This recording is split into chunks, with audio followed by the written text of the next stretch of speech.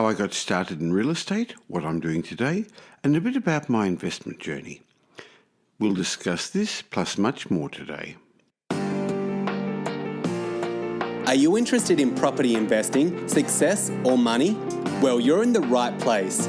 This is the Michael Yardney podcast, where each week you will learn a number of new ideas regarding success, property investment, and money in 20 minutes or less.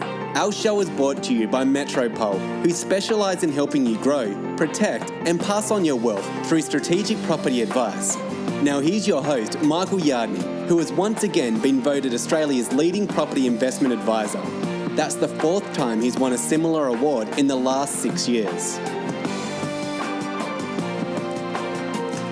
Hi and welcome to a different episode of the Michael Yardney podcast. Now, thanks for the great feedback on our previous shows and for the reviews which have been left on iTunes. Look, if you've benefited from what you've heard, I'd really appreciate it if you left a review.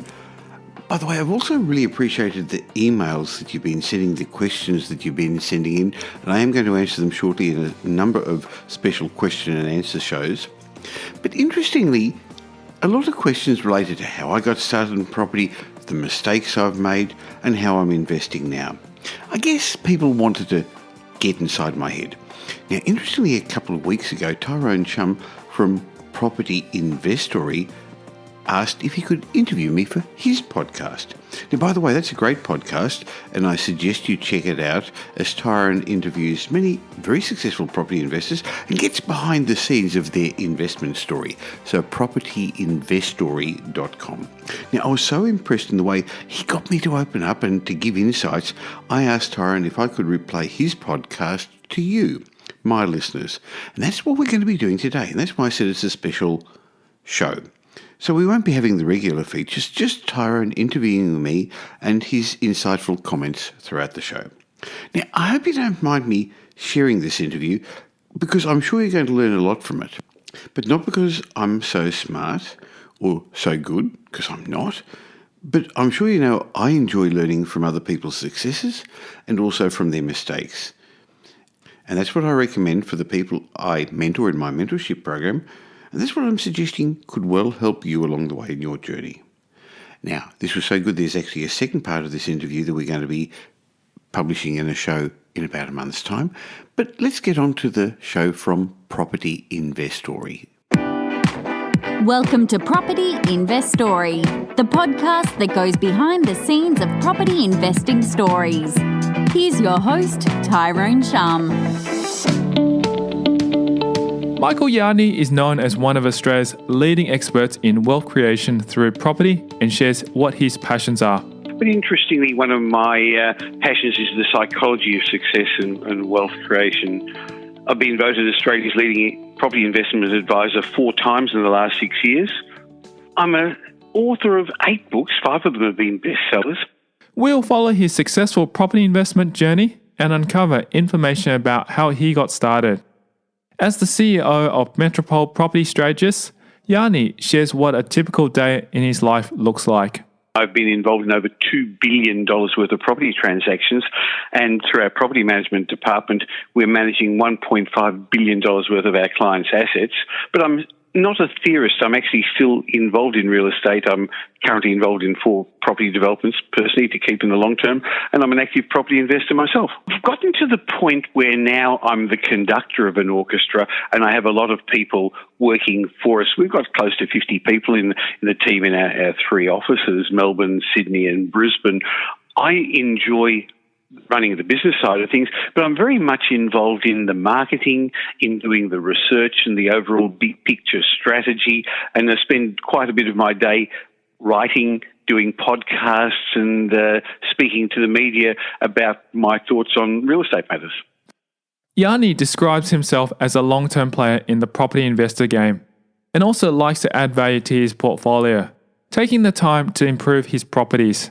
Over the years, how I do things has changed, but today I'm a long-term investor, but I love adding value. So I'm currently involved in 4 medium density developments, duplexes of 4-bedroom townhouses in good upper class, middle range suburbs of Melbourne that I'm going to keep as a long-term investment. So I've always got a few small developments on the go that slowly but surely keep adding to my property portfolio.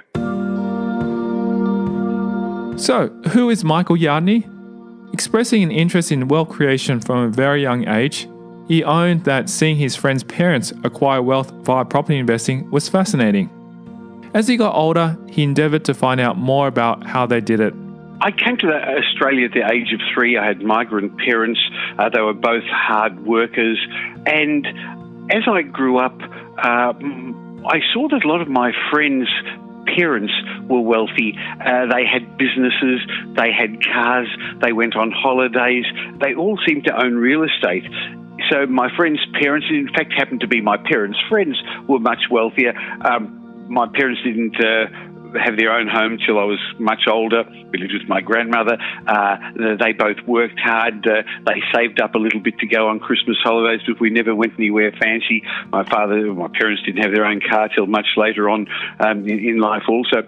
And I sort of figured if these other people are becoming wealthy through real estate, or that's how I saw it in my eyes as a young kid, I decided I wanted to get involved in real estate as well. So I spoke to them, I learned from them, I modelled them, because there wasn't the books, there wasn't the internet. So I decided I wanted to become wealthy. I wanted to become an estate agent. So while other people wanted to be an astronaut or a fireman, I thought it was the estate agents who were wealthy. I didn't understand that just because they drove fancy cars, they weren't wealthy at all. That it was the people who owned the real estate that were wealthy. He moved to Australia with his family when he was a child and expresses how growing up with a non-wealthy family taught him important values. I was born in Haifa, Israel. My mother was from Vienna, Austria, my father from Czechoslovakia, and they escaped Hitler and made it to Palestine. My father was in the British Army, and so therefore we were able to migrate to Australia and became Australian citizens very quickly. I came at the age of 3 in 1956, so I didn't know the language.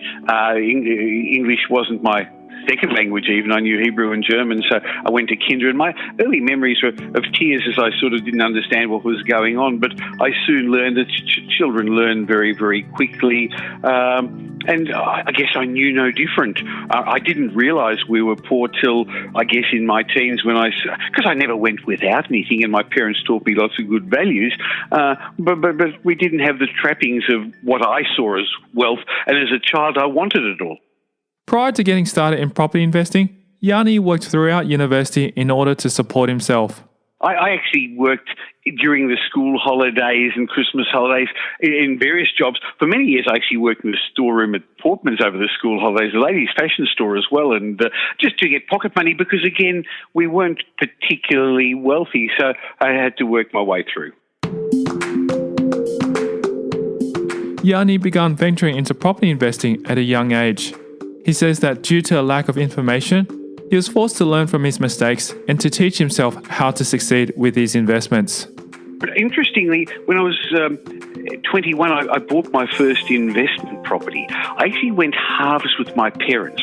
So around the early 1970s, I borrowed $2,000 because I did some jobs as I worked my way through school and through university. I borrowed $2,000 and I had half of a deposit on a property in Larch Street, South Caulfield, that we went halves with. Cost $18,000. We got $12 a week rent. And I took a 30-year mortgage because we had no idea how we were going to make money out of it. Wow. Now, again, in those days, there wasn't any information about where to buy, what to buy. There was no computers or internet, no research data. So I made all the mistakes. I bought right near where we lived. I bought a street away from where my school was. I bought my comfort zone. I bought where the local shopping centre was, where my mum went shopping, because that's all I knew and it's what we could buy. Interestingly, there was a time Gough Whitlam came into power in Australia and inflation was rampant and 17% inflation, and all of a sudden this property that we bought went up in value a lot. So much so that I was able to borrow against it a couple of years later to buy another property. Now, the worst thing that can happen to a beginning investor is to get it right first time because you think you're smart. I just thought I knew what I was doing. In fact, it was nothing at all to do with that. It was dumb luck, and I bought a good property, and then I bought a second one. And then a few years later, I got married, and I made one of my first mistakes. I sold my properties. So I sold that $18,000 property to my parents. I sold it for my half share of $32,000. It had gone up that much, again, very high inflationary times in the early 1970s. So I sold it about 6 years later. Interestingly, I bought it back from my mother in 2000 and I bought it back in 2002 for my half of, I bought the whole lot from her for $256,000. I have since built 2 townhouses on it that are worth about $1 million each. So I still have my first investment property with a big gap in the middle. It was $18,000 then. They're worth about $2 million today. During the property boom in the 1980s, he made some courageous decisions which catapulted him towards investing in commercial and industrial properties. While he believes he got lucky, he says that any mistakes he made taught him the importance of cash flow and cycles. One of my early properties, I knew the concept of renovation. I thought it would be a good way to do things. And I tried to do my first renovation myself. Nobody told me that you've actually got to open up the airs to get ventilation when you paint a place. So the first thing I painted, I actually got quite sick and made myself unwell. But it added value to the property. And when I eventually got married and had to sell a couple of those investments to buy our first home, again, not understanding the concept of refinancing and moving on, I ended up then with just a house. And over time, using my cash flow and some savings, I got involved in property investment again. Knew nothing about cycles, knew nothing about when the right time to buy was, or even that some areas performed better than others. That lesson came to me a lot later. But I bought a couple of investments, and then in the early 1980s, I got involved in property development. I was in my 30s and had a couple of business partners, and we got together and were very, very brave. I did some things that if it wasn't a property boom at the time, I would have gone broke. But a property boom covers up lots of mistakes. So we were buying properties to pull down and do either villa units, townhouses, or occasional houses in the middle ring suburbs and sell. And it actually worked okay because prices went up. But one time, Tyrone, I looked back and thought, hey, if I'd just actually held on to that land and hadn't done anything, I would have made as much. It was just a property boom that covered me up. Then in the late 80s, got involved in some very brave property developments, did a couple of subdivisions. I did the renovation of an inner city building in Melbourne, and again carried away with a very strong property boom in the late 1980s that came to a very abrupt end in the early 90s when we had the recession we had to have.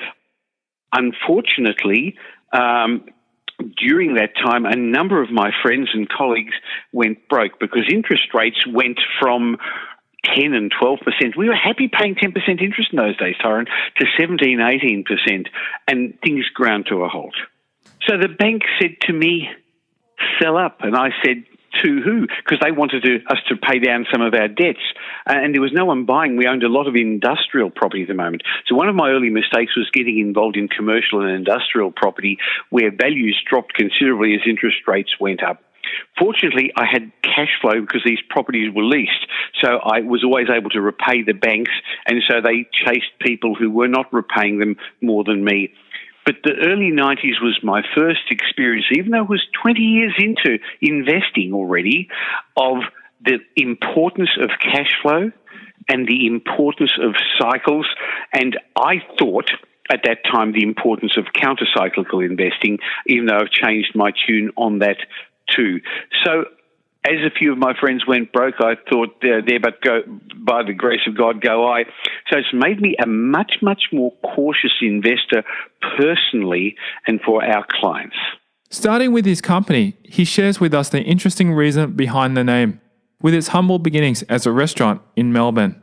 I started the company Metropole Properties as my family trust, and it goes way back to 1979. And it was named after a restaurant in Melbourne called the Metropole. So that's how it got the name. Trading, I still have that company. I've been a director of it ever since. But the company that deals with clients there's a Metropole Properties Melbourne, Metropole Properties Sydney, Brisbane. So there's a number of companies in the Metropole group. But yes, that goes way back there. And it was when my friend and my solicitor at the time, Michael Warren, said, hey, would you like to be my business partner? Let's do some developments together. And that was at a restaurant called the Metropole. Well, that's a very interesting story. So a restaurant turned into property development. I like that story. And I have survived, and that restaurant is actually still there, but has changed names 15 times. Oh, okay, that's fair enough. Well, at least you've outlived that restaurant, which is good. What kind of restaurant was it? What type of food? I can't remember. It was in High Street, Armidale. It's still there in Melbourne. It's now a burger place. Coming up after the break, we'll continue chatting with Michael Yardney about how he gained his knowledge about property investing. One of the things I learned along the way is rather than try and do it yourself and learn yourself, to learn from other people. How he learnt from his mistakes. Where I was scammed by somebody who tried to get me involved in a gold mine.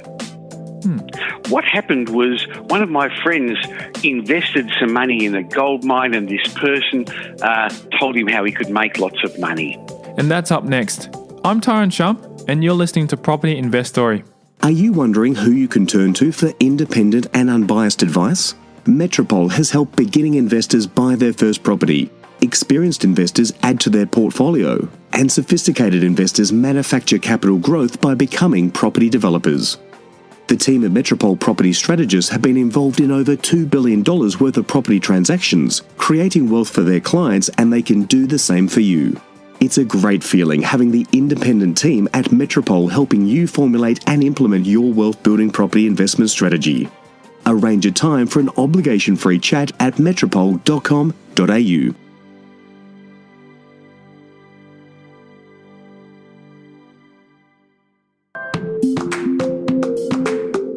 Through trial and error, through learning from others, and through implementing partnerships, Yardney attained his knowledge of the property investment scene. And I made a lot of mistakes. I studied, I learned, but basically from books and speaking to people. And I had a couple of mentors. One of the things I learned along the way is rather than try and do it yourself and learn yourself, to learn from other people. So this partnership that I had with my friend whose name was Michael also, we actually buddied up with a couple of people. One was an architect, one was already a reasonably serious developer. And so we had a nice group of people who had various skills that helped us. But again, I made so many mistakes that, as I said, Tyrone, were covered up by the rising prices of a property boom. It was actually easier those days. There was less regulation. We got builders to do the building, and it seemed to work. One of our biggest projects was an industrial subdivision where we bought a farm. Very brave, very stupid people in Bayswater in Melbourne. We bought this big farm, subdivided it into 30 blocks of industrial land, sold it all off the plan in those days in the late 1980s, and then went to the bank and said, here's a farm we're settling on in 6 months. Here's a fixed price contract from the developer, from the engineers to build the roads and put all the services in. Here's 32 contracts of sale. Would you please lend us the money? We never figured what would happen if we hadn't pre-sold those and how we could have got caught and got ourselves into trouble. Again, the excitement of youth and getting involved in things, and fortunately got away with it, learned so many lessons that now make me a much more cautious developer and help our clients. See, we're still involved currently as our project management services with 52 developments for clients. So we're still doing it, and Bryce Yardney, my son, today has taken over that, and he's running the projects division after my previous business partner, Gavin Taylor, who's an architect by degree, just retired a few months ago. Yardney explains how these issues he had throughout his journey could have been a detriment to his success. A 6-month settlement, and all of a sudden, I'd done one little road subdivision. I found a firm of of engineers and town planners who designed the roads, designed all the drainage and sewage. We didn't know what was involved, and then they outsourced it to a couple of contractors and got us some quotes, but we actually did that in the wrong order. We hadn't done a feasibility before. And if we had not done it, if we hadn't been lucky and the sums didn't stack up as well as they did, we could have gone broke.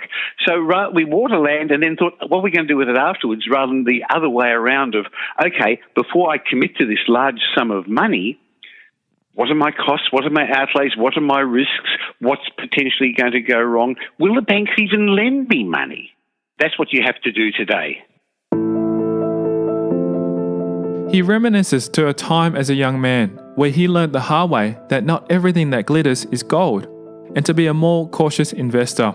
Again, in my reasonably early days, where I was scammed by somebody who tried to get me involved in a gold mine. What happened was one of my friends invested some money in a gold mine, and this person told him how he could make lots of money. And I said to Brian, my friend at the time, don't be stupid. Why would you do that? Why would he need it was $5,000 at those days, which today would probably be equivalent to $100,000. And it was a lot of money. So the end result was I sat down with him. This guy came and sat in my living room, and he pulled a nugget of gold out of his pocket and explained to me that I could have this as well. And he showed me these plans of, I found it very impressive, Asian Pacific Development Corporation. It was actually a mine, Asian Pacific Mines, I should say. And the end result was I gave him my money as well. And he scammed a whole lot of people. He used it to buy himself cars and helicopters and jeeps and things like that. None of it went to redevelop this mine in Wedderburn in Ballarat and Victoria. So it was a couple of lessons out of that. First of all, not everything that glistens is gold. Do your homework and due diligence carefully. There's no get-rich-quick schemes. It was a blow to my ego of a young guy in his 20s thinking I was so smart getting involved in this big company with a fancy name.